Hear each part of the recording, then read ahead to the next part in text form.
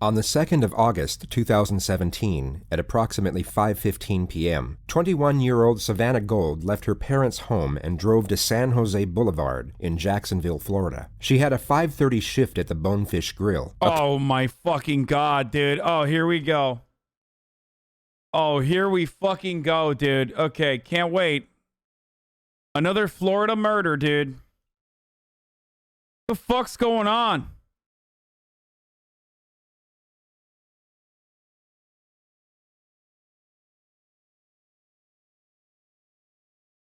This is gonna be fucking...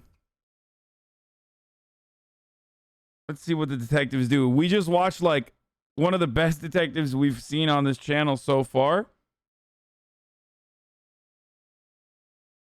Let's see what the other... No, okay, bye, dude, I can't. None of these are gonna be as bad.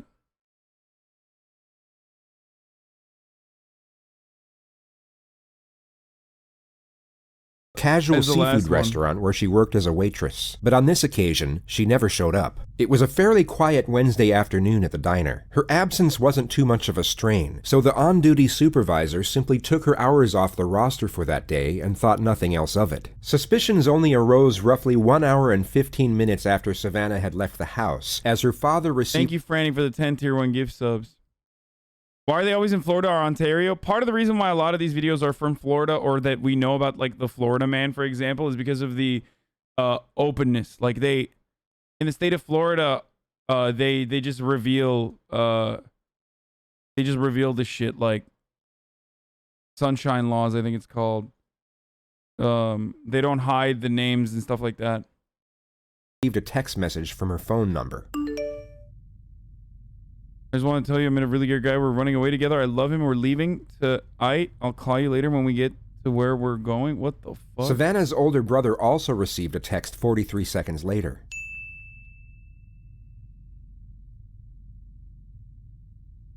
Although both texts came from Savannah's number, her family knew right away that something wasn't right. She had just left the house in what appeared to be very high spirits, but now proclaimed to be running away with an unidentified man without packing so much as a change of clothes. Not only that, but the text messages were riddled with errors and composed in a completely different way to how she would normally write. Her phone was switched off when they tried calling just minutes after receiving the texts, so they immediately called her place of work and found out that she hadn't shown up. It was at that point they called police and filed a missing persons report. Savannah had been gone for less than 2 hours. Roughly 40 minutes later, her car was found unlocked and abandoned in the Bonefish Grill parking lot, and the only thing missing was her phone. Her wallet, ID, and a number of other valuable items had not been taken. Investigators went through the parking lot surveillance tapes and discovered what would then become the primary piece of evidence for the case. The majority of footage remains undisclosed to the public, but a detailed description of what occurred has already been released. What we know is that Savannah parked her car and stepped out of the vehicle at exactly 5:31 p.m. She then walked over to another vehicle and conversed with the occupant for 14 minutes through the driver's side window. She then got into the back seat of said vehicle at 5:45 p.m. 14 seconds later, the car began to shake sporadically as if some type of struggle was occurring inside. The rear door swung open 3 times, but was immediately and forcefully shut each time. It appeared as though someone was attempting to get out, but couldn't. This lasted for 49 seconds until the vehicle suddenly stopped moving. A male figure was then seen getting out and proceeded to walk over to Savannah's car.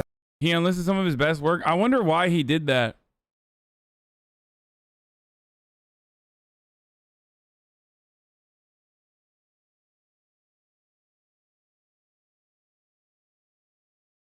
Thank you.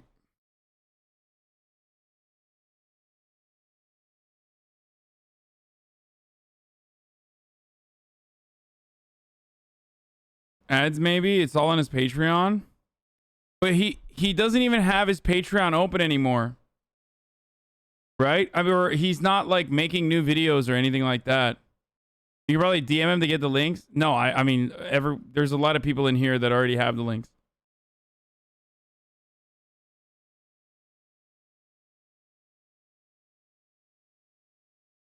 It was Patreon, then he stopped doing Patreon and forgot to list them again. The unlisted videos aren't even on Patreon. Wait, really?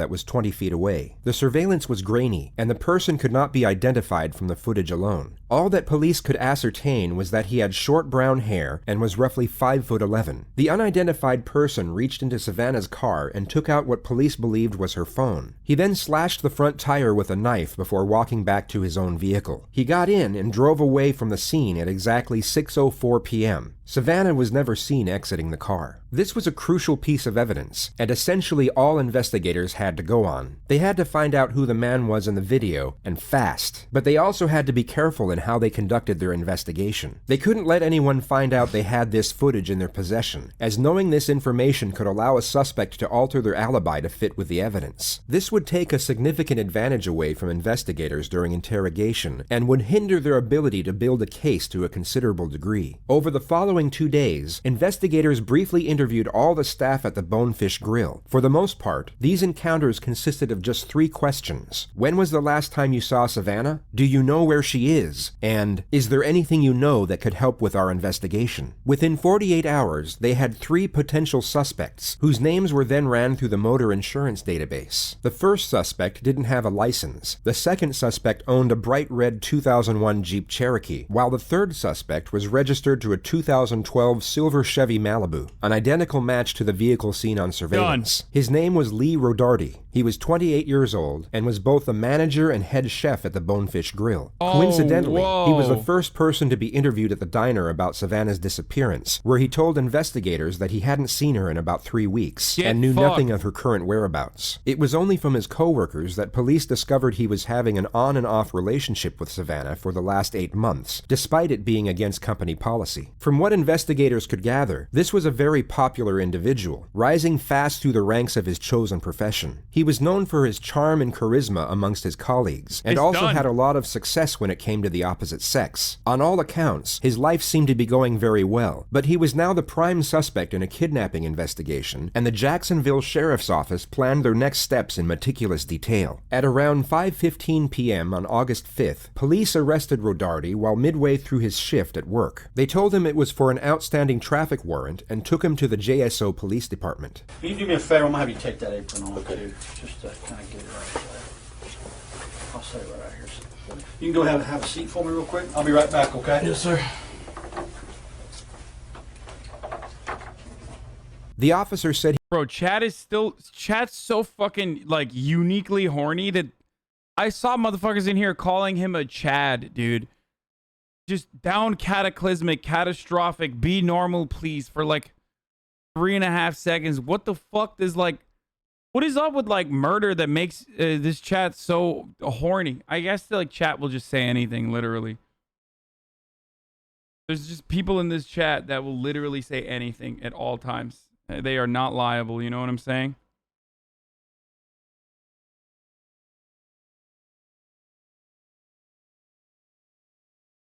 They're horny on non-murder videos too. Yeah, that's true. He would be right back, yet Lee was left to sit there for 90 minutes with nothing but his own thoughts to keep him company. Now, think of yourself in his position, and presume you were guilty of whatever happened to Savannah, and that whatever happened was something truly horrific. In the present moment, you have just been arrested for an outstanding traffic warrant, yet you were interviewed the day before about your co-worker's disappearance. 1,000,001 things will be running through your mind about what could happen next, and as each second ticks by, the anxiety this will cause will begin to fester and slowly intensify. However, the optimism of uncertainty would still be present. There would still be hope, but this hope is about to be dashed.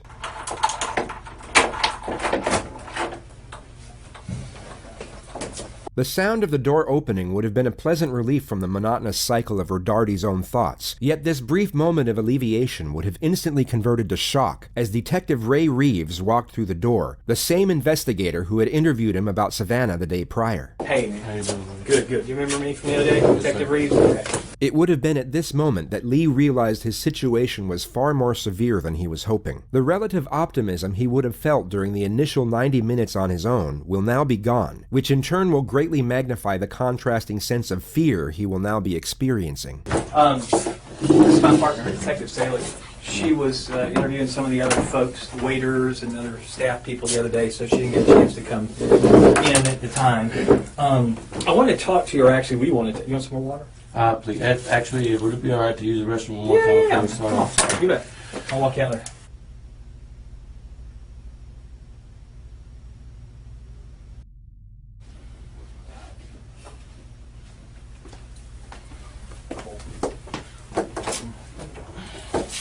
You want some water? Please. That'd be all right. Yeah. You got water?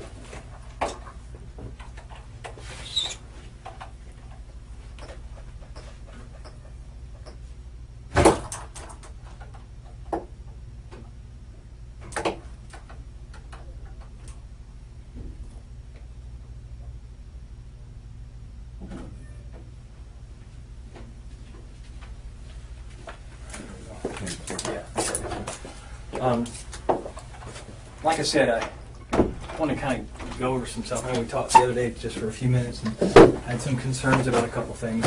And, oh, okay. Well, there we go. Anybody else wants to talk? There we go. I wanted to talk to you about Savannah. So I just had a couple of things that came up that I wanted to ask you about specifically that didn't seem to line up. So I wanted to come down and talk to you. Okay? Yeah. All right. Have you drank any alcohol today? Any drugs today? I took an Adderall that my buddy gave me. Okay. Because I was there so late last night. I Yeah, came yeah. in and was super tired. Like, here, take this. Okay. Adderall? Yeah. And do you normally take that? No, I've taken one a long time ago. Like, Okay. I wouldn't say high school, a little bit after high school, but it's been years. Okay. Yeah. Perfect. I appreciate that. Okay. All right. So, Savannah, you said that you knew her and you guys had, you knew her from work. I mean, just kind of fill me in with that. How long have you known her? Like I said, The detective starts off with an open-ended question. This gives the suspect total freedom and flexibility in how they wish to respond. It's commonly believed that people with nothing to hide are likely to give a short and concise response to these types of questions. For example, if Lee was completely unconcerned with what was going on, he could respond in 3 short sentences. I met her from work. I've known her for 2 years. We dated for a bit. To the contrary, if an individual does have something to hide, they are more likely to give a lengthy and detailed response. The simple reasoning behind this is that they are seeking approval. Imagine yourself in a job interview and you're asked an open-ended question, such as, "Tell me about yourself." You would feel the need to be thorough in order to please your potential employer. The psychological premise is exactly the same with regard to police interrogations, albeit under completely different circumstances. Guilty subjects will see the interrogator as an imminent threat, and will therefore attempt to appease this threat to prevent further aggression. Truthful subjects will have no fear nor concern with regard to the same element. They would see the interrogator as a mere inconvenience as opposed to a threat. I've known her obviously since she started working there. I would say probably about 8 months ago or so, we started hanging out outside of work. And at the time I had a girlfriend. But we kind of connected, me and Savannah. So we hung out a little bit here and there. Got pretty close. We come from, I guess, somewhat similar backgrounds, I guess you should say. Okay. She didn't have it the best growing up, neither did I. So we kind of connected, hung out for a little while, and then she started using drugs a lot. Okay. Now, I used them with her, not the same drugs that she used all the time, but I did them with her a couple times, and then she started to get heavy into them, and Oh, gotcha. Okay. so I kind of just tried to take a step back and put things off. Probably a month or so ago, I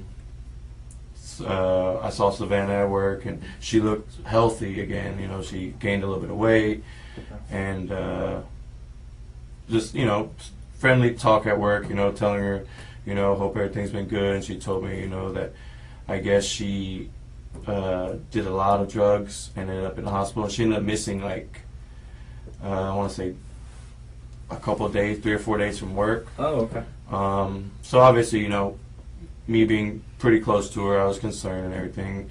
But after she came back, she looked good. And she ended up telling me that I guess, you know, over those 4 days she detoxed pretty well, and she kind of caught a, you know, new sense into why she shouldn't do drugs so much. Okay.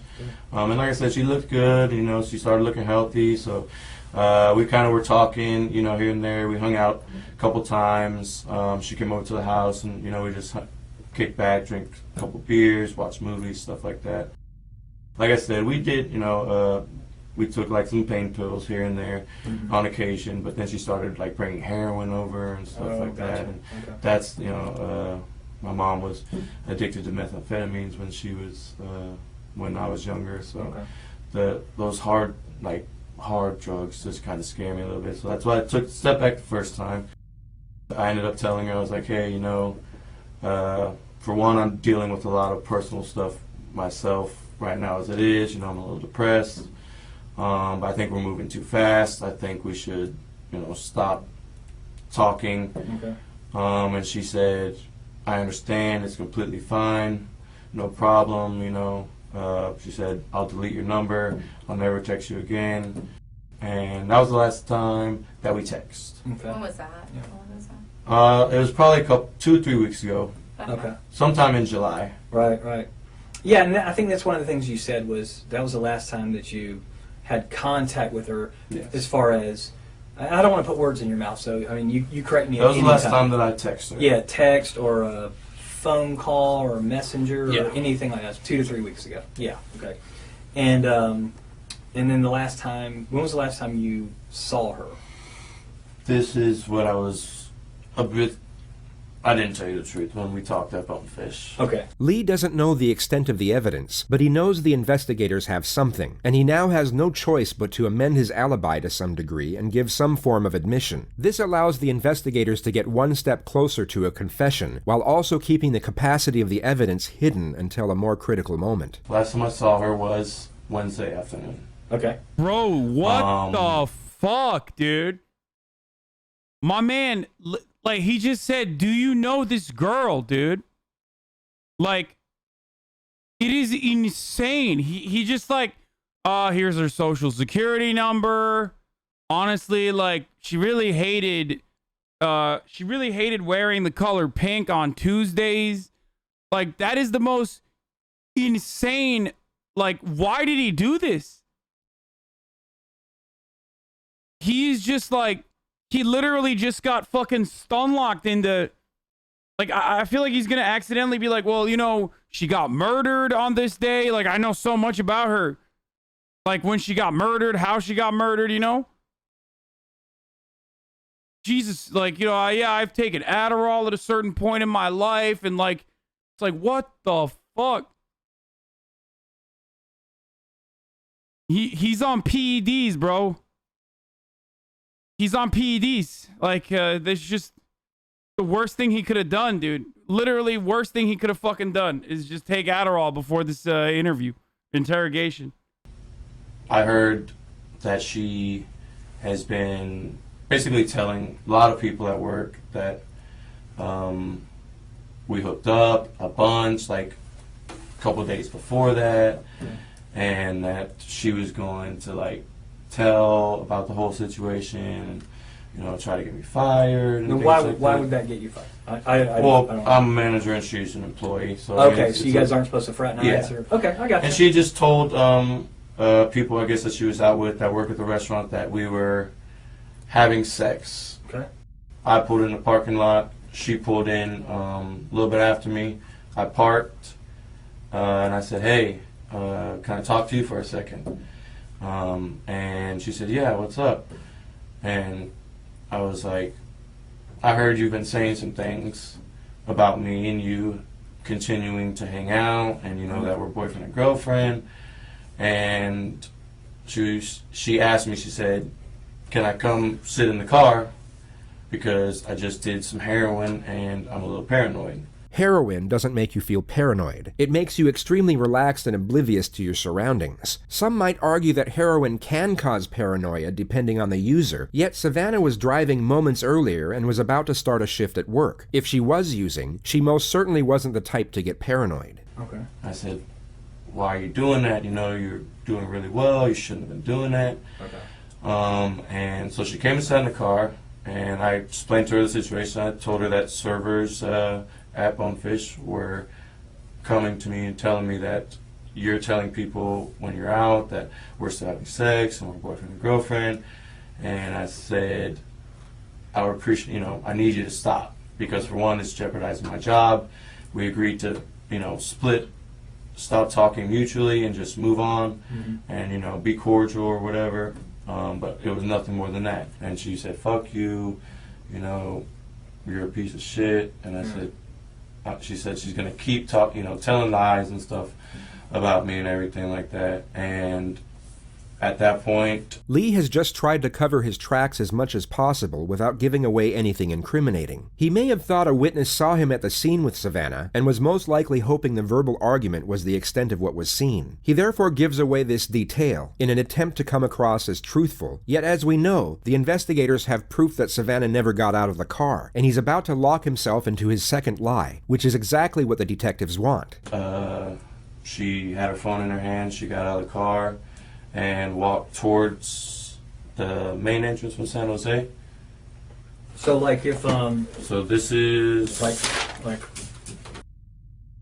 I wouldn't say she was walking along the edge of the plaza, but she was walking maybe towards this way. And I would say an older model Ford pickup, green, drove past me and around, and she got in. Okay. The suspect has now thrown away his best possible defense, which would have been that he drove away from the parking lot with Savannah, and that she got out at another destination where they then parted ways. If he had known about the surveillance footage, this would have no doubt been his revised narrative, but it's no longer possible due to this fabrication. This is now his stated alibi under caution, and any amendments that he might try to make at a later stage will have no credibility whatsoever. So she gets out of the backseat and begins walking in the direction of, not necessarily paralleling San Jose, but she's walking towards 295 or down towards that entrance area. Yeah. And then she's got her phone, and you said you thought she was calling somebody?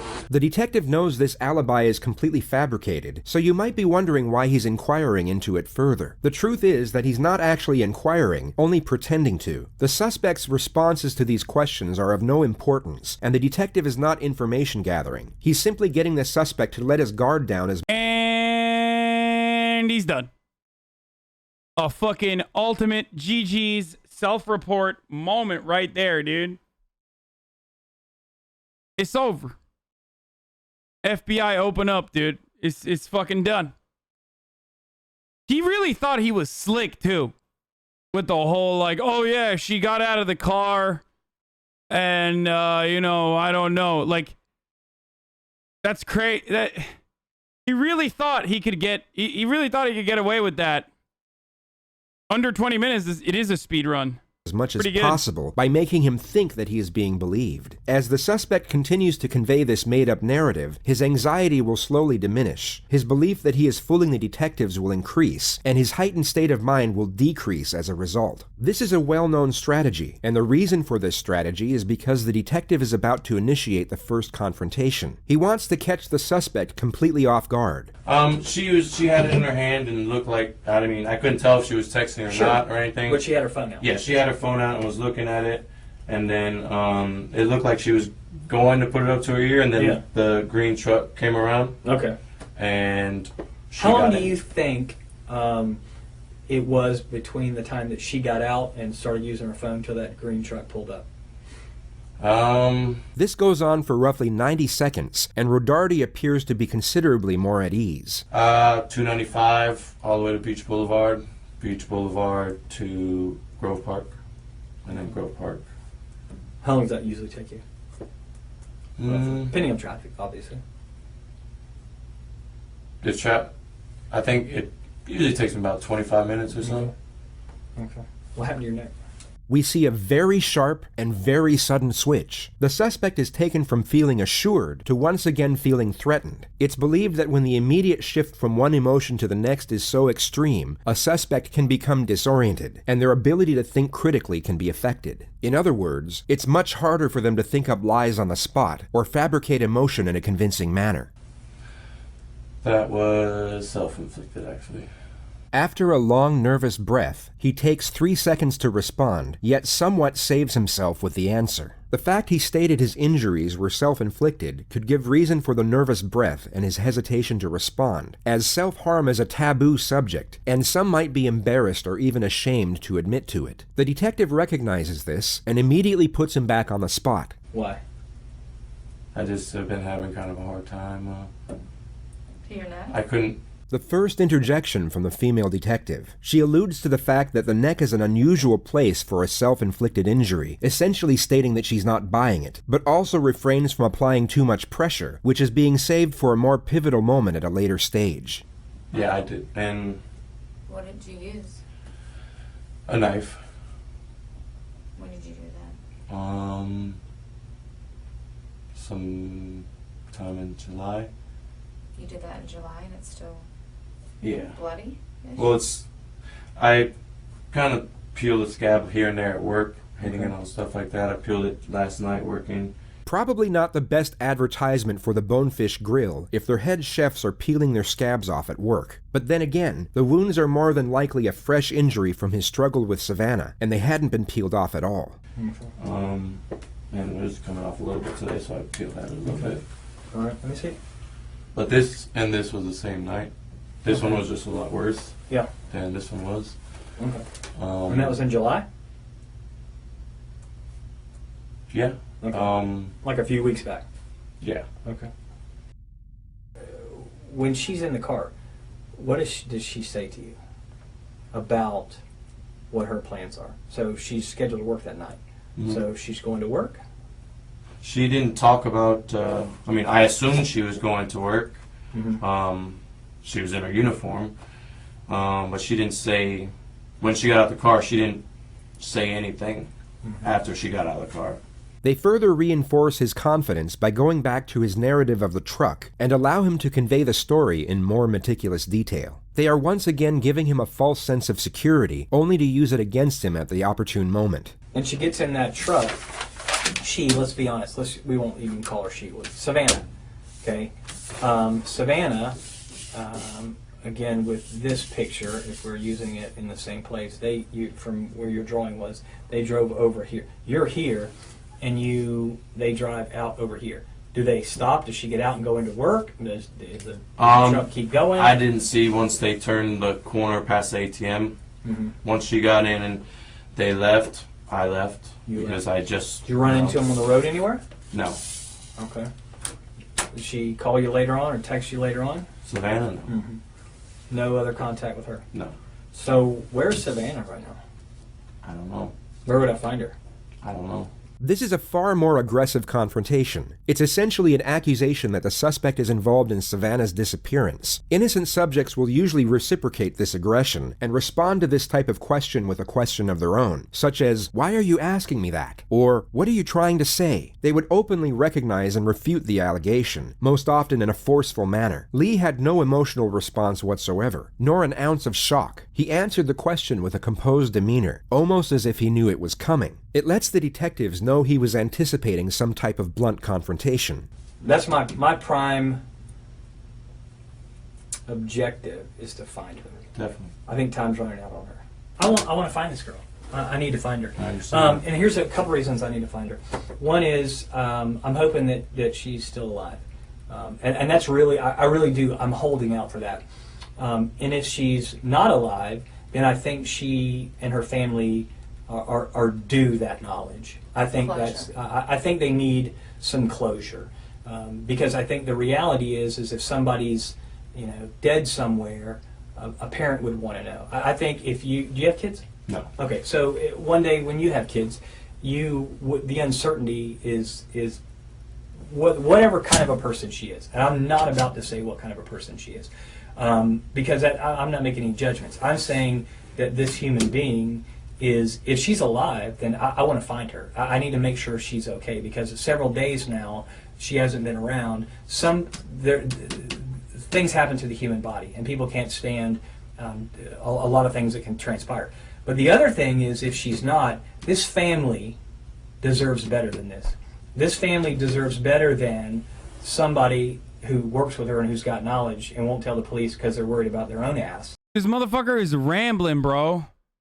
At this point, I mean, it doesn't matter. He already clocked it. He already fucking clocked him.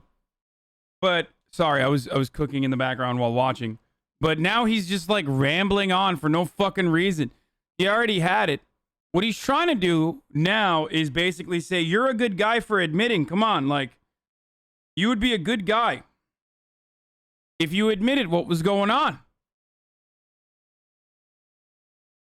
You know? That's what's going on there. Like, in the off chance that she's alive or anything like that, but it's just like, because that's pretty cheap. I'm gonna be honest with you. And I agree. your feelings in it, I don't really care about your feelings. What I care about is finding her. So where is she? I don't know where she is. Where is Savannah? I don't know. I need to know where Savannah is so I can don't let know her family where know. she is. You don't know because Fuck.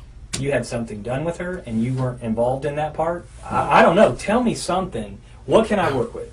I told you the last time I saw her. But that's not true because we have proof. This moment would have been rehearsed multiple times before the interrogation started. The investigators would have planned who would reveal the surveillance to the suspect, and at roughly what moment. The suspect had been confronted multiple times, and the situation was now fully transparent, yet he continued to maintain his innocence by clinging on to his narrative. It becomes evident that he isn't going to budge, so the female detective takes the initiative. She reveals their final and most substantial piece of evidence for the purpose of maximizing the pressure. We have proof. And that's why we're sitting here, Lee. At this point, we need this for her. I mean, I look at that little girl and I think of my little girl. My little girl who's hurting. dude, how fucking jealous is this guy, dude? Are you all right? I'm sorry, man. Profit is stealing it. The guy makes 6 figures a year at least. Omega Law also wears t-shirts like "Kill the Rich." I've literally never worn a t-shirt that says "Kill the Rich." You all right, dude? Seems like you're not all right.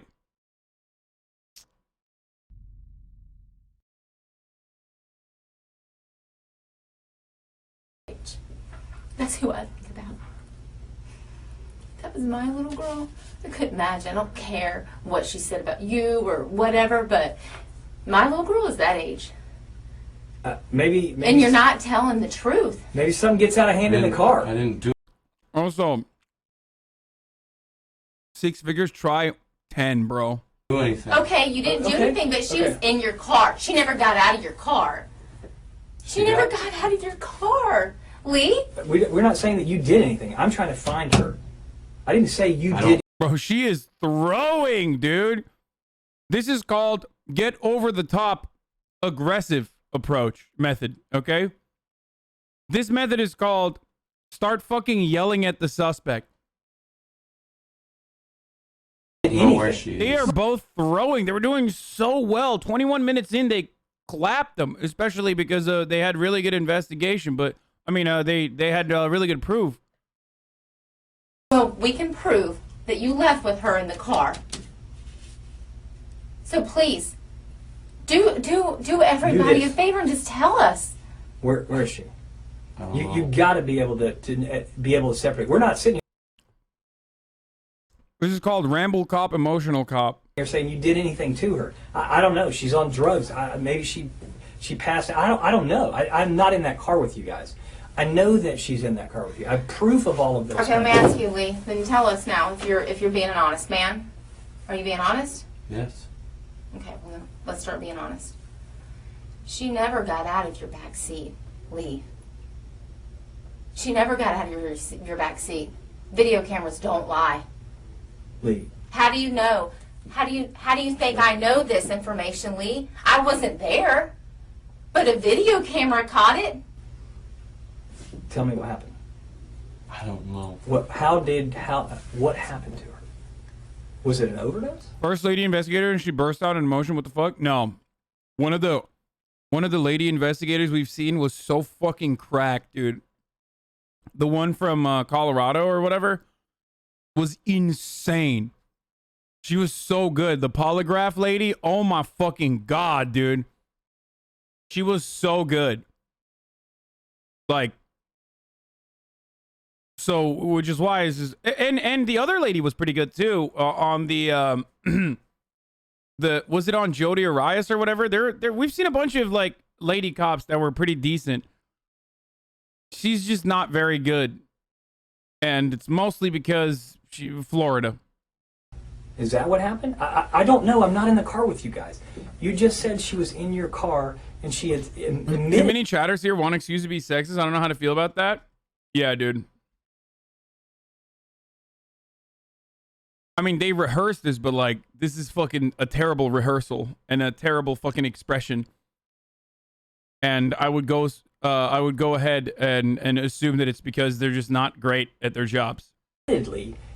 Had done heroin. This is a cross between the how and why solution and the alternative question. Both are used to lower the gauge of admission for the purpose of getting one foot in the door, which will then become the new foundation for building the case. The how and why solution essentially blames the victim, while at the same time minimizes the motivations behind the crime. The alternative question plants a seed in the suspect's mind, where they are given an alternative and far more morally accepting choice for what happened. It's a smart move, yet the suspect doesn't fall for it on this occasion. Bodies overdose all the time. Is that what happens? Does she overdose? Okay, well, tell us when you left with her in the car, because that is what is shown. We can't make up that. We can't falsify a video camera, Lee. I'm not lying to you, because you know I'm telling the truth, because you know that's what's on the video. How else would I know that? I don't, unless I have the video. Where did you go with her? I didn't go anywhere with her. You did. No. You did. So the video camera's lying? Somebody said there are more techniques than are shown in anime. That's very good. The amount of jutsus in this is so hard to fucking follow. I don't know this. I mean... Well, I'm telling you. The surveillance footage was no doubt incriminating evidence, yet wouldn't close out a case on its own that easily. The investigators need a confession, and continue to apply pressure in a relentless manner. They attack the suspect's character, while simultaneously appealing to his sense of morality. I'm telling you, I'm not lying to you, I'm not making that up. That's why I'm so passionate about this. This is someone's child. You might not have kids, but damn it, she's someone's kid. We're fact finders, Lee. I don't have anything personal against you. No, not at all. I mean, it's we're over. just fact finders. We're just happened. doing Where our is she? job. No. Where did you go with her? Where did you go with her, Lee? Be human. You're a human. You're a man. Where did you go with her? I know you're not that cruel. Bro, was this technique called throwing? Because, like, I mean, I'm sorry. You say I'm fucking sexist all day, but like, it's not good. This is like a terrible fucking technique. Cruel inside? Seriously. Where did you go with her? Maybe you don't know where she is now. Where did you go with her? Please. I'm begging you, Lee. Please. Please tell us. Please don't make us waste any more of our time. Just tell us. Please tell us. Please. I'm begging you. I know you're not evil. This is literally the exact same energy as the fucking Flat Fuck Friday cop that we saw yesterday. Who was like, come on, Steven, can you do this with your chair? I can do it with mine. Come on, Steven, just admit to the murder. Do it, Steven. Just tell us where she is. I'm begging you. Please. Please. What the fuck? Can you please just tell me? Even my Where did mom you in the go with background's her? like, why is she Can begging you- him? At Jeez. least tell us that. At least tell us that part. Where did you go with her afterwards? She didn't get out of your car, and you know that, obviously, because I and know we do too. that. That's why we're here. Just tell us where. Where did you go with her?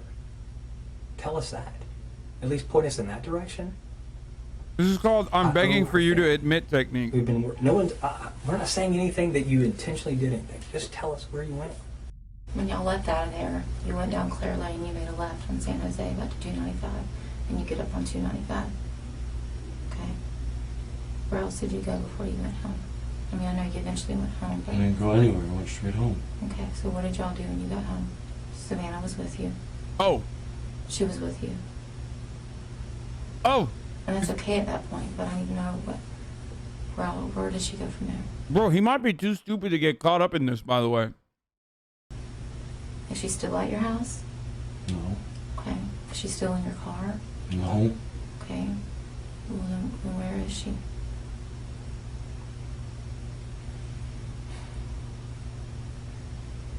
I don't know where she is. Okay.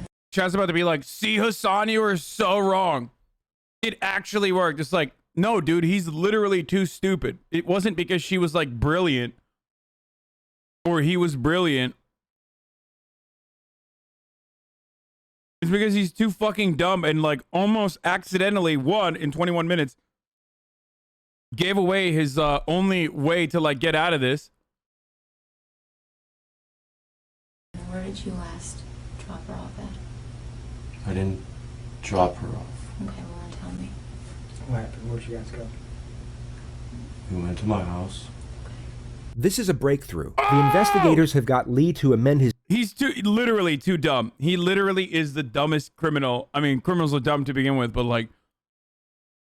story once more by lowering the level of admission. And this shows that he can still be... I'm not even going to hand it to these guys. Because 21 minutes in, he like revealed literally on his own. He on accident revealed the information that incriminated him and made him like the primary and perhaps the only suspect. And then fucking 51 minutes in, he reveals again for no reason other than like he wasn't like caught in a fucking lie. He wasn't caught in anything. He just personally has leaked twice and he's done. Influenced. As stated earlier, they were trying to get one foot in the door, which they have now done, and this is their new platform to build on the more damnatory elements. We did some drugs. Okay.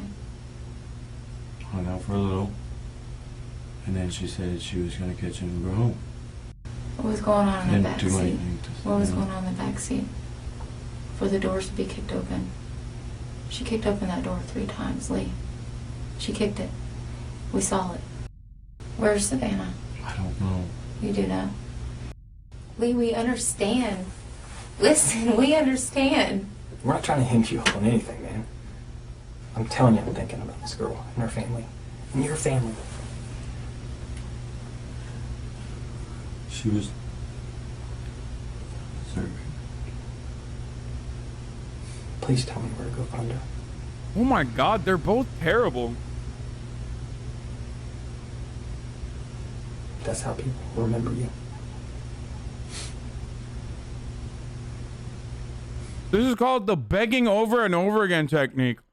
Not dissimilar to the top of the hour technique that I will be applying right now where I run a 60-second ad break.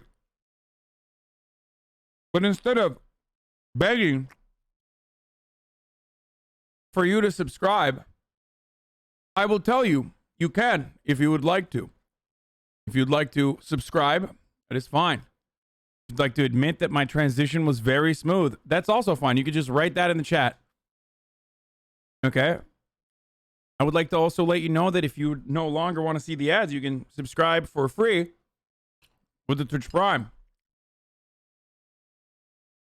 Okay? Prime is free. Or a $5 subscription if you'd like, or use an ad break. Or a VPN technique. Thank you, Ibuki Tanuki, for the 20 gifted subs. That was the 20 gifted subs technique. Very effective. Here's the 1-minute ad now.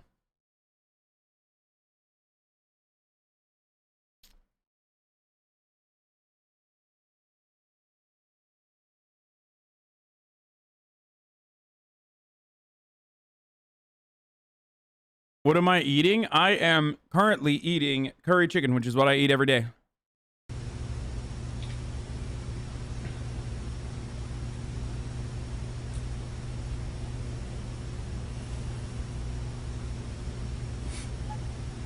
The The released footage of the interrogation tape cuts off at this exact moment. The state's attorney has been contacted by multiple sources to release the next segment, but has so far refused to do so. All we know is that Lee Rodarte admitted to killing Savannah Gold. The only information that is currently released is that he proclaimed to have killed Savannah by breaking her neck. He then took her back to his house where he burned her body in a self-made fire pit and then dumped her in a lake at the dead end of a secluded road.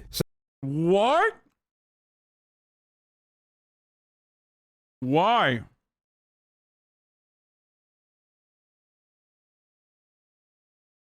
What'd they do, bro? You can find the confession on YouTube now?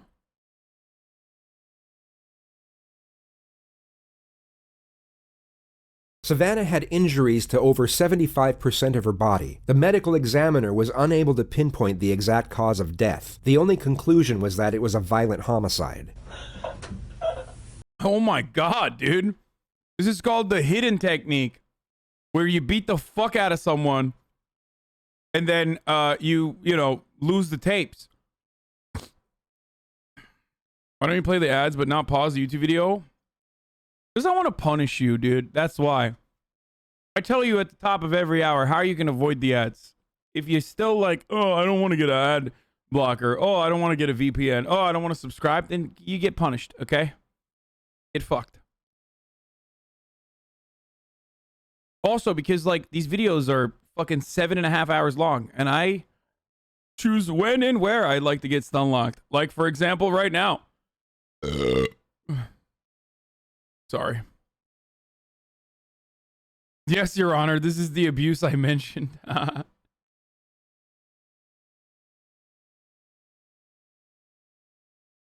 Yeah.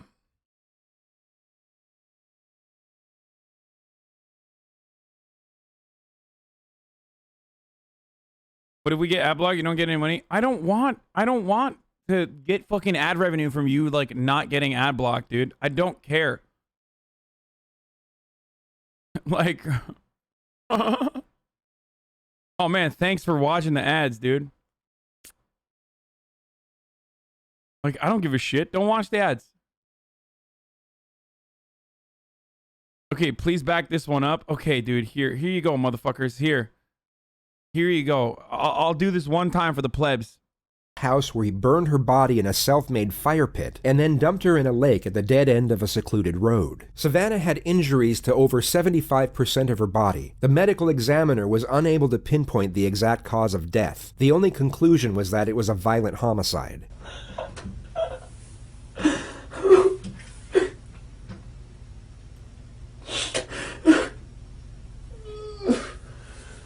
The segment of admission was cut, yet the JSO released the footage that came just moments after. It shows a human being experiencing an emotional reckoning so overwhelming, while also trying to process the terrifying nature of his immediate...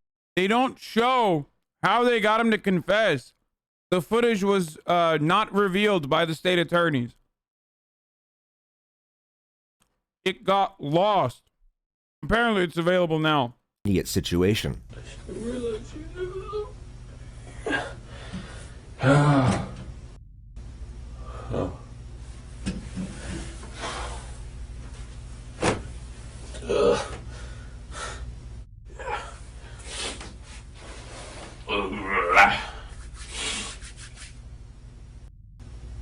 Wait, it is on YouTube? Thank you, Franny. Thank you, Franny, for the 10 gifted subs technique. Fucking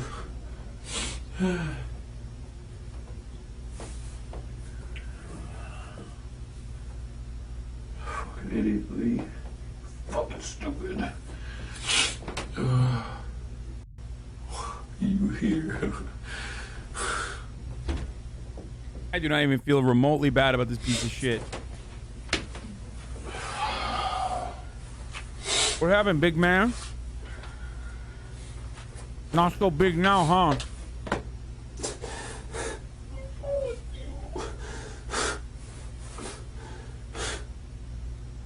The instant anguish over his decision to confess, combined with the looming prospect of what lays ahead, will have forged a unique emotional distress that very few will ever experience. It's a harrowing sight, and under different circumstances would be extremely difficult for most people to witness. Yet we are now couched within the context of events that led up to this moment, and this will make its observation far more tolerable, but by no means easy.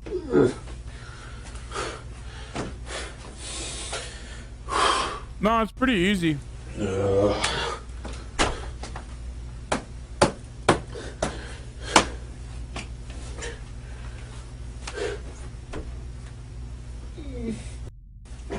so stupid. Oh, fucking. Thank you, Kelso, for the 10 gifted sub technique.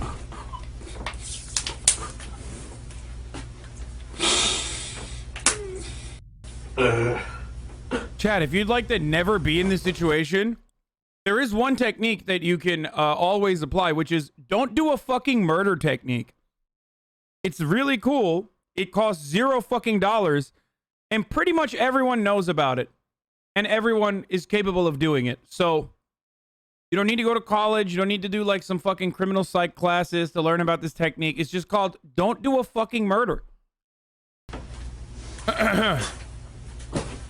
Pretty much one of the best techniques out there.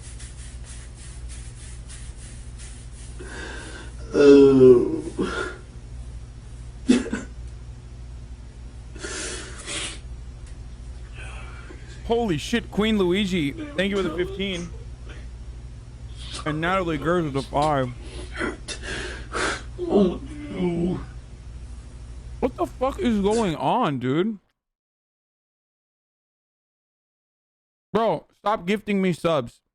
Okay? The moment I start reading like one fucking gifted sub, everybody starts peppering gifted subs. Stop it. Thank you, Cozy Punks, for the 5. Thank you, Tuna Latica, for the 5.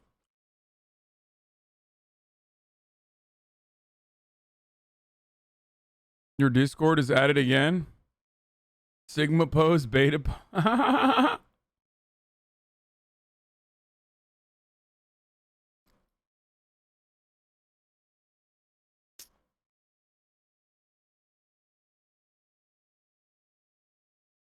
We have the full confession of Lee Rodarte. Thank you, disappointing yam.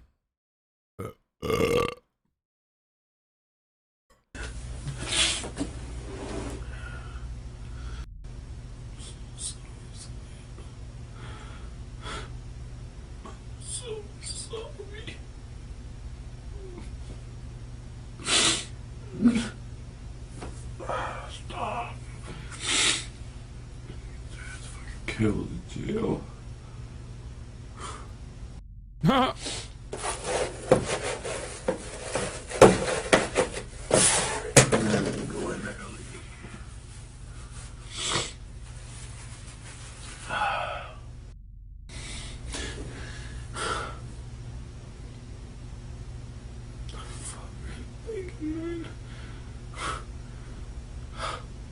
Man, this is actually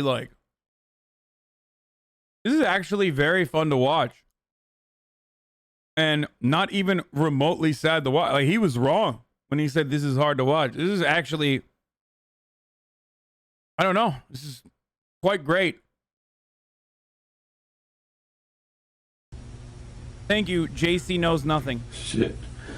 I'm nice to you. For somebody who was a bitch to you. Does that make any sense?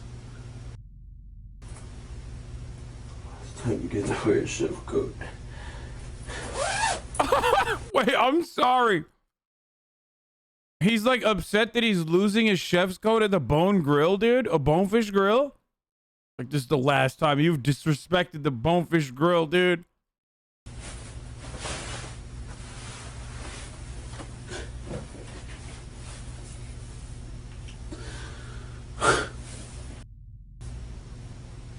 You had a future ahead of you at the Bonefish Grill. You threw it all away, dude. It's supposed to make something of your fucking life. life.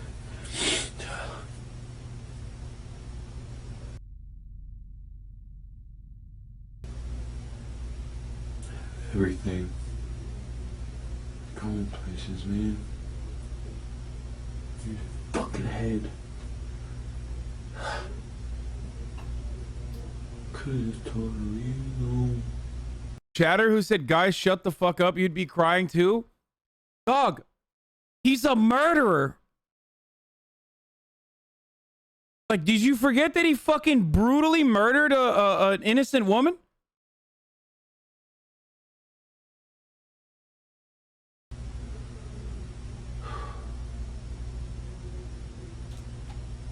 Lee was remanded into custody and taken to the Duval County Jail where he was denied bond. In spite of the overwhelming evidence against him and the prospect of life in prison without the possibility of parole, he pled not guilty and claimed that Savannah's killing was an act of self-defense, even though he stands at 5'11", weighing 163 pounds, while Savannah was just 5 feet tall and weighed 91 pounds. He claimed that he was in fear of his life after she slapped him multiple times in the face, at which point he grabbed her neck, felt a pop, and realized he had accidentally broke it, resulting in her death. The state's attorney's office had no comment on this motion. All they have stated is that this trial is expected to commence during the summer of 2020.